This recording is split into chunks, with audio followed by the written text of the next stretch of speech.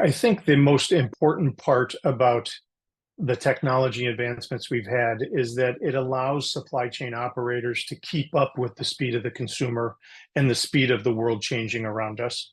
When we talk about a sentient supply chain, this idea of having a platform of visibility and knowledge that allows either people or algorithms and AI, generative or not, in order to make decisions that fulfill the general expectations and outcomes of the business. This idea that I can see disruptions coming, I can see surges in demand, I can see shortfalls, not just in finished product inventory, but in raw material inventory 6 weeks from now that will allow me to think about changes to my business. That level of visibility will provide agility. And I think in the past, we've sort of moved from a very efficient, locked in supply chain where we have a standard steady state we build towards and hope that we navigate there. I think we've all learned along the way that that's no longer today's reality, that we're going to get thrown all kinds of things we haven't perceived, we haven't foreseen. The idea of the sentient supply chain is in real time or even preemptively, we can see things, we can react to them, and we can make real decisions in order to ensure the reliability and the resilience that our businesses and our customers expect. Nearly 80% of jobs that exist when you leave college don't exist when you retire. And I think the supply chain is exactly the same. So I'm not a big proponent of the old supply chain and the new supply chain.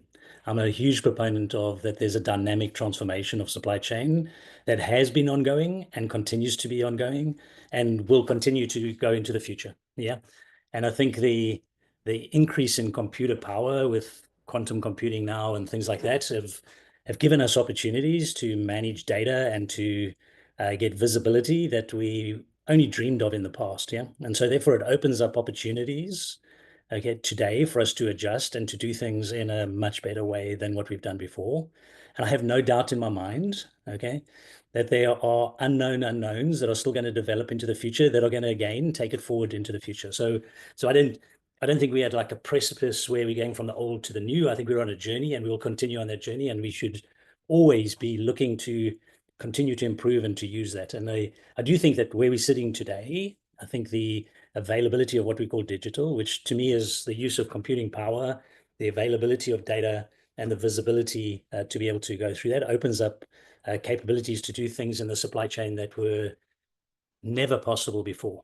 And that's largely got to do with the amount of data processing that you've got to do to be able to make decisions and the speed at which you can make those decisions. Yeah. You think about just the change in supply chain over the last 3-4 years. There's been a lot of changes and relatively rapid. Some were forced due to the disruptions that the industry went through, but they were not all caused by the disruption that everybody went through, right? They just kind of got magnified during that disruption.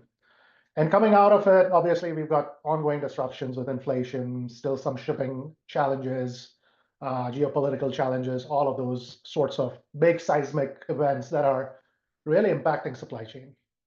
If you think about where we've been and where we are going, supply chains used to be very focused on just driving efficiency to the nth degree. And that all worked well when things were relatively smooth in terms of getting good information across partners and relatively stable in terms of the operating environment. With this sort of seismic shocks, you realize that it's not always going to be steady state. So you're going to need to work on resiliency of supply chain. That's become a big topic. People want supply chains to have resiliency. They want it to have kind of, fail-safe mechanisms for alternatives, etc.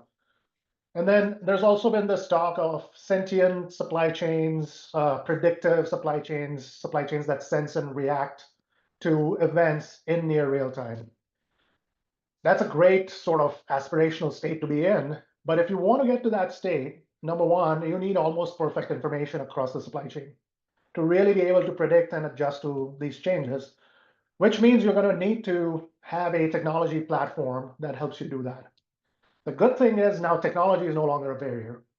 So I think the barrier in most organizations is going to be organizational change, leadership that's going to be truly transformative and has that vision.